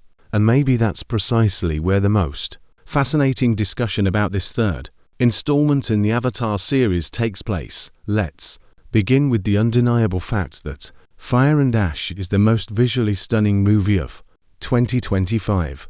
Forget about it. Russell Carpenter, who collaborated with Cameron on Titanic and True Lies, and is as familiar with the director's visual language few cinematographers are with any filmmaker, captured Pandora in this third film with a level of detail that keeps pushing the limits of what visual effects are capable of. Under Joe Lettery's direction, Weta FX created visuals that will be examined in 20 years in a manner similar to how we examine the effects of 2001: A Space Odyssey, not as a historical curiosity, but as a true creative accomplishment. However, Fire and Ash differs from other movies in that the cinematography is more closely linked to the poignant story than it has ever been. Lighting decisions made by Carpenter and Cameron convey narratives. Even when there are no visible flames, the warmth of the fire is always there in the Ash people settings, which are captured on camera in tones of grey and amber. Deep blues interspersed with bioluminescence that pulses like breathing give the underwater scenes with Kiri and Spider a lucid dream aspect. Filming the Sully family's grief moments in Pandora's natural light, without the use of filters or dramatization, seems to be Cameron's way of saying that sorrow doesn't require special aesthetics to be true. The most sophisticated piece Simon Franklin has made for the series is the soundtrack. Franklin took over as composer following the passing of James Horner, who wrote the iconic music for the original Avatar. Franklin is aware that Avatar's soundtrack goes beyond simple symphonic grandeur. Pandora has a distinct sound that is developed over the course of 3 movies, and Fire and Ash adds to this musical language in subtle ways that you can feel building over the course of 3 hours without drawing attention to itself. Each clan has a musical motif. For example, the Ash people have something sharp and percussion-like stone striking stone. The Tolkien have choral harmonies that resemble the whale songs that science has found on Earth. And the Sully family has a melody that was created in the first movie, which Fire and Ash quote and turn into moments that serve as musical memories. Dream as One by Miley Cyrus, the final song, is an exception. Miley Cyrus recorded the song for the end credits, and opinions on it were divided. While some thought it was an odd choice for the Avatar universe, others thought it accurately reflected the film's message. The lyrics, in my opinion, are more effective than the artist's selection initially implies. Dream as One discusses the potential for several worlds to share a dream, which is precisely what Spider's storyline in the movie symbolizes. It may seem a little too ambitious for the credits of a science fiction movie, but it also perfectly fits Cameron's philosophy of never compromising. The script for Fire and Ash is both the most ambitious and the most inconsistent of the trilogy, and here is where being honest is crucial. In addition to creating a nemesis who will go down as one of the franchise's greatest antagonists, Cameron, Rick Yaffa, and Amanda Silver created characters with genuine emotional depth and discovered inspired a journey with the thematic coherence of a masterfully crafted literary arc. This is all very excellent screenwriting. However, the structure comes at a cost in the final act. Certain moments, like the clan's reunion and Neytiri's journey from despair to redemption, are compressed in ways that become more apparent the second time you see. Additionally, the choice to construct the climactic fight in a manner reminiscent of the first two movies is a double-edged sword. While it offers fans of the franchise the comfort of epic ritual, it also provides critics who anticipated a more radical narrative growth with justification. The consensus of reviews on Rotten Tomatoes, with 67% noting that the picture annoyingly repeats narrative beats from its predecessors, but that the spectacle stays original, is an honest appraisal of both at the same time. It's not an unjust critique. However, it also fails to adequately convey the differences between Fire and Ash, as these differences are mostly found in the moral and emotional levels rather than the exterior structure. Furthermore, compared to emotional subtlety, outward structure is simpler to quantify and characterize in a review. A contrasting picture is shown by the audience's reaction, which includes 91% verified approval, a verified hot rating on Rotten Tomatoes, a user score of 6.9 on Metacritic, and a distinct split between those who liked and loathed it. The audience that went to the movie theater and gave themselves over to the film, allowing 3 hours and 15 minutes of Pandora to unfold without questioning whether the narrative structure was sufficiently unique, left with the sense of having experienced something that Cameron's major blockbusters have consistently created. No budget, no technology, and no cast can guarantee that particular emotion. It originates from a director who sincerely believes in the narrative they are presenting. They are not creating the movie because the studio requested it or because the market wants it, but rather because they have something to say and have chosen to express it with all the power they possess. Cameron is 70 years old. Between movies, decades pass. He doesn't create franchises under contract. Instead, he does so voluntarily, and each decision he takes costs years. It has been 16 years since the first Avatar, 8 years after filming began concurrently with The Way of Water, and 3 years since the second movie was released. There is weight to that moment. The movie depicts this period of time in ways that an assembly line product could never match. And last, the decision, are Fire and Ash worthwhile? Yes, without a doubt, for fans of the franchise's earlier movies, with the most well-developed characters, the richest adversary in the series, and a scenario that will stick in your memory for a very long time. The woodland scene with Jake and Spider. This is the most emotionally complex Avatar. If you have been a member of the Sully family from 2009 or since 2022, this movie will reward you in ways that are likely to be beyond your expectations. For those who are wary of the franchise because of the recurring tales, Fire and Ash does not fully allay their concerns. The framework of the third act is well known. The corporate human villain is still more of a function than a person. Additionally, 3 hours and 15 minutes is a time and attention commitment that not everyone can make. You will have mixed feelings if you thought the third movie would be the narrative revolution that the first two weren't. Don't start here if you haven't seen any of the earlier movies, not for the sake of maintaining the story, though that is also important. However, the emotional impact of Fire and Ash relies on your pre-existing love for those individuals, your grief over Neteyam, and your familiarity with Pyre Khan as an unexpected hero. The spectacle is still amazing without that built-up investment, but it lacks the soul that the spectacle has when you are completely engrossed in that realm.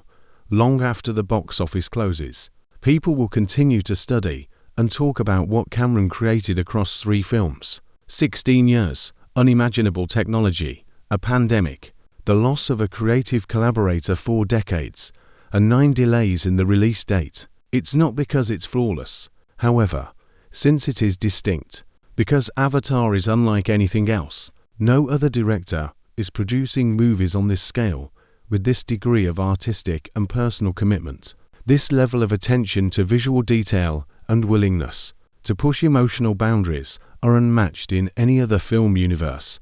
The greatest and most flawed Avatar at the same time is Fire and Ash.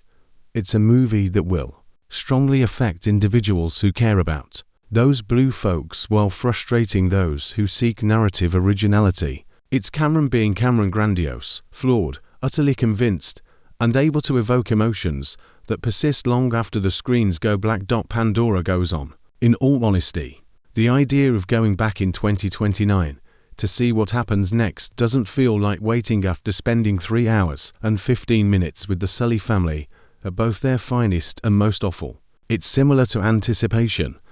There needs to be a discussion about Avatar, Fire and Ash that seldom takes place in traditional reviews due to word limits, deadlines, and the tendency to assess a movie based on its current state rather than how it fits into a larger career or artistic trajectory. This discussion focuses on James Cameron's impact on commercial film in 2025 and why it matters in a way that goes beyond the review aggregator score or percentage. Consider this. The big budget movie industry, or the blockbuster as a format, is experiencing a profound identity crisis. The linked universe concept, which dominated the market for the most of the 2010s, has begun to exhibit significant flaws. Even seemingly unbeatable franchises lost viewers. Sequels with $300,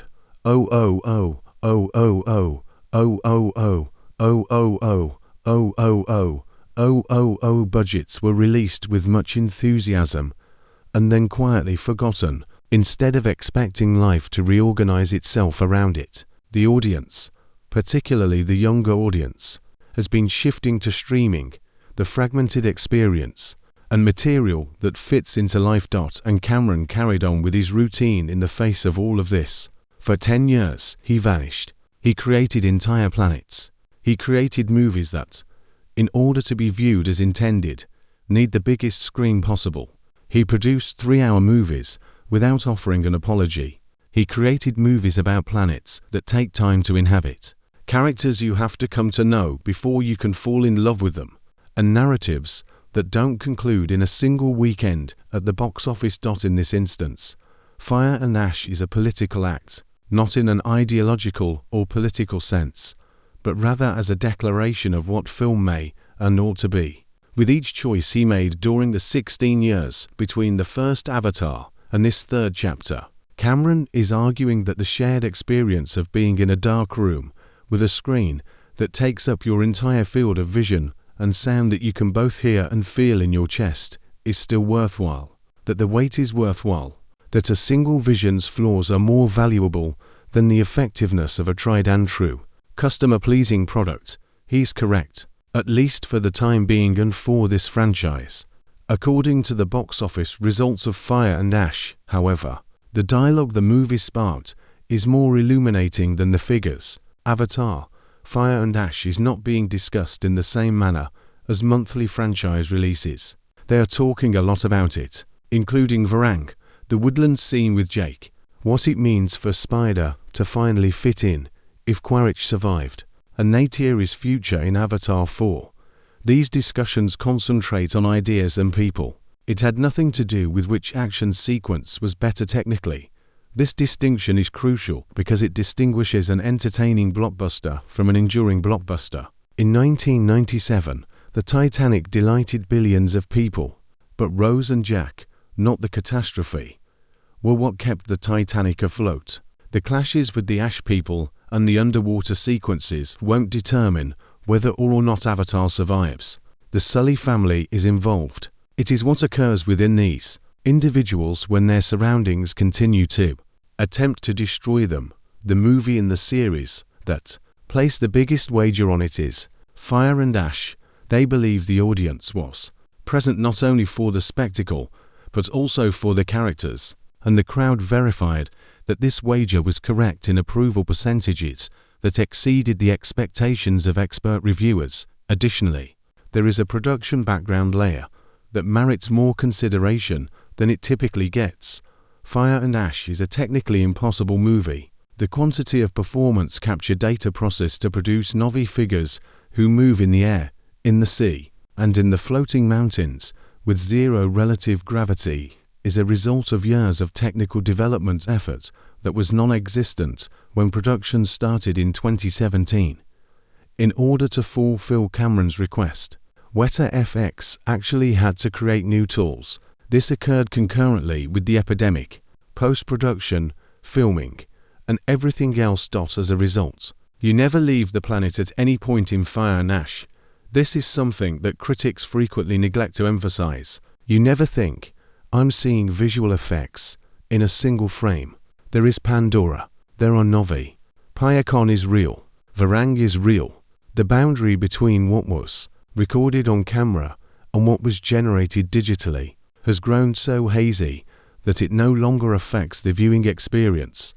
Although the movie was nominated in this category and won in visual effects as anticipated, this accomplishment extends much beyond technical Oscar prizes. It is an accomplishment that characterizes the current state of the art of what is feasible in film. Just like the T-1000 from Terminator 2 served as a benchmark for filmmakers in the 1990s, Fire and Ash will serve as a baseline for future films and directors attempting to construct digitally inhabited environments.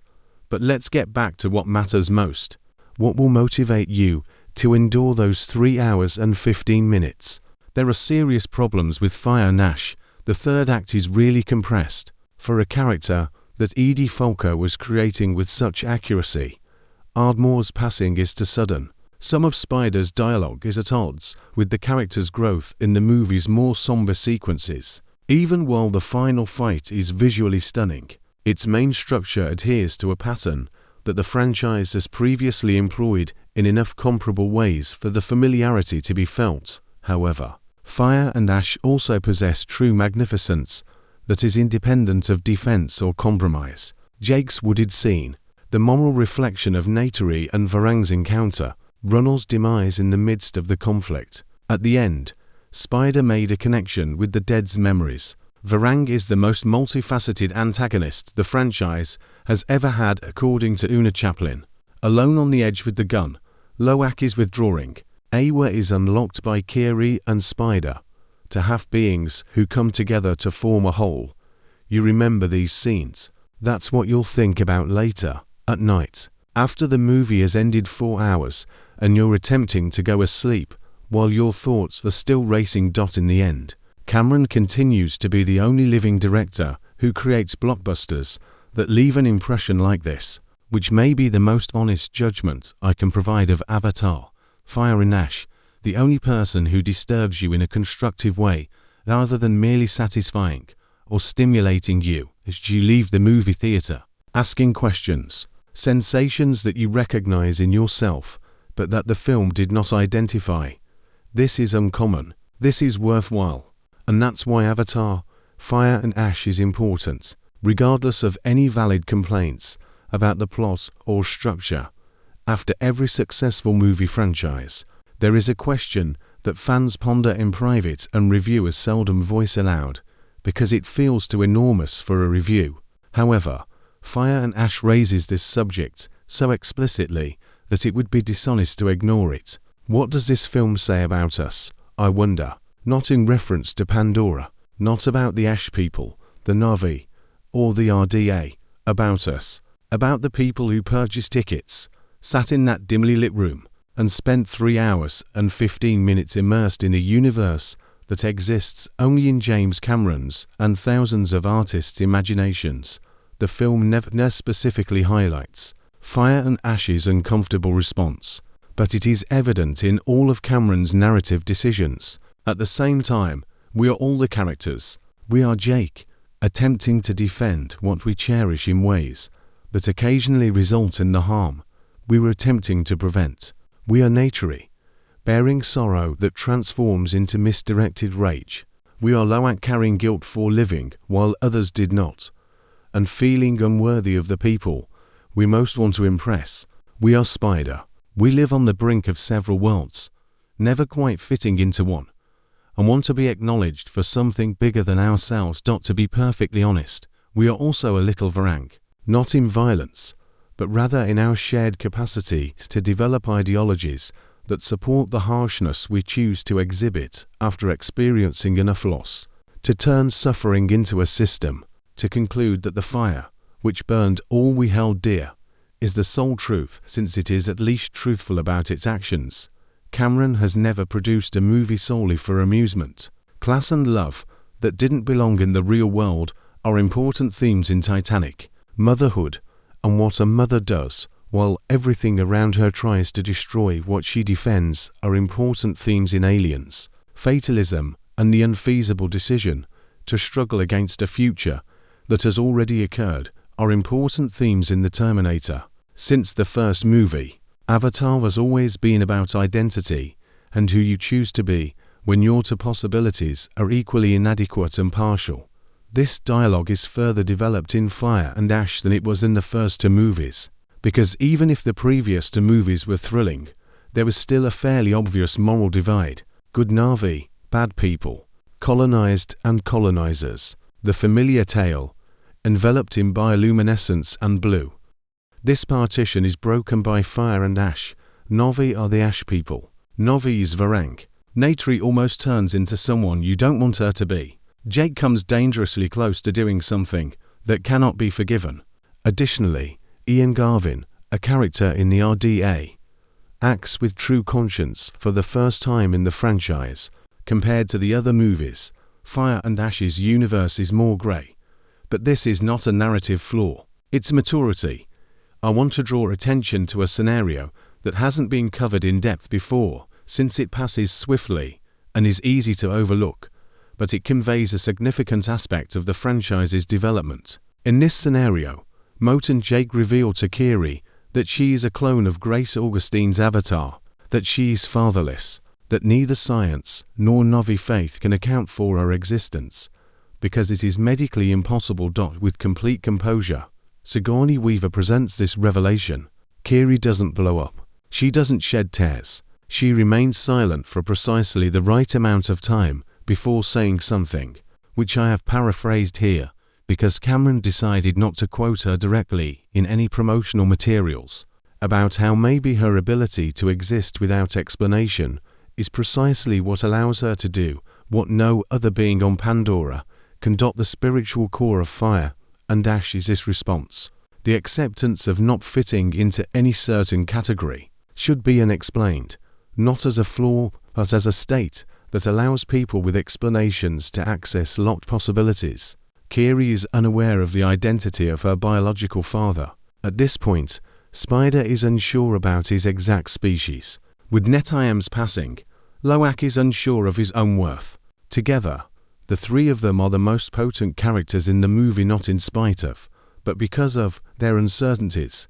This took 16 years for Cameron to construct. Not the entire globe, not only technology. This notion, this thesis explores what it means to be accepted, what it means to be on the periphery of what the categories permit, and what it means to discover promise rather than tragedy. Their Fire and Ash holds a distinct position when compared to the previous movies in the franchise, which is an activity that any sincere study must perform.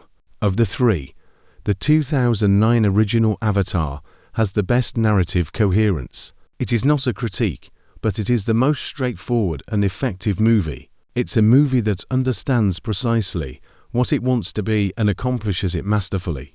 Technically speaking, The Way of Water is the most visually groundbreaking movie. Its underwater sequences established a new benchmark that Fire and Ash may grow upon without having to meet. The most structurally flawed and emotionally complex is Fire and Ash. It is the movie in the series where the moral stakes are greatest, the characters are the most intriguing, and Cameron is most obviously struggling with concepts that go beyond what the blockbuster genre usually allows.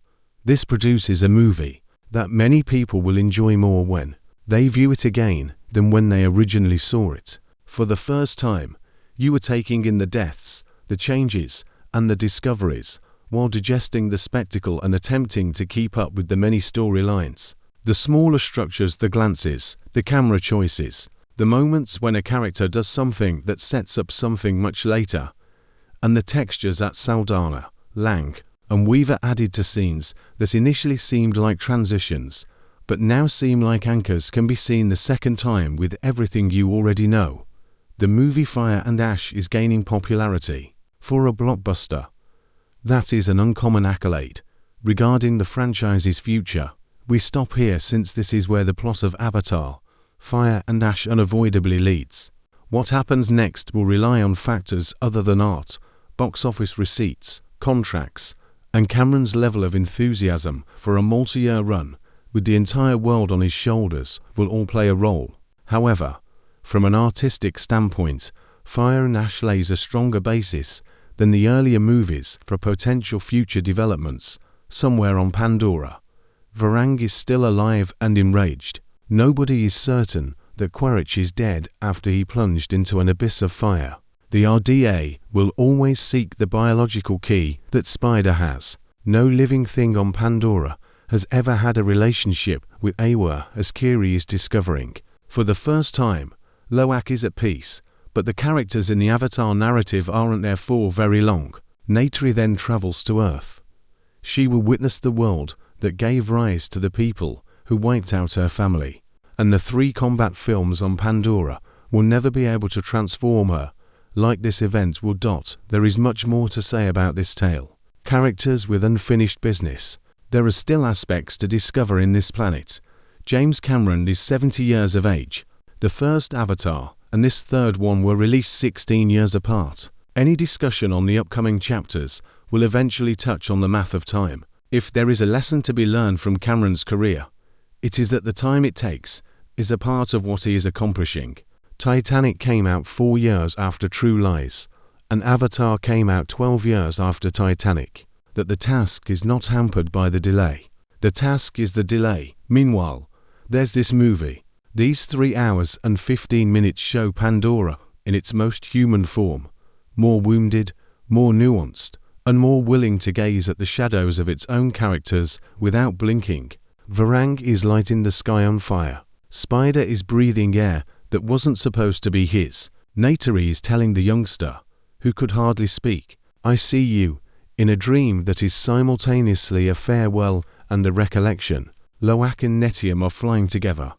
The movie Avatar, Fire and Ash is not flawless. However, it is a real movie, and it means a lot in 2025.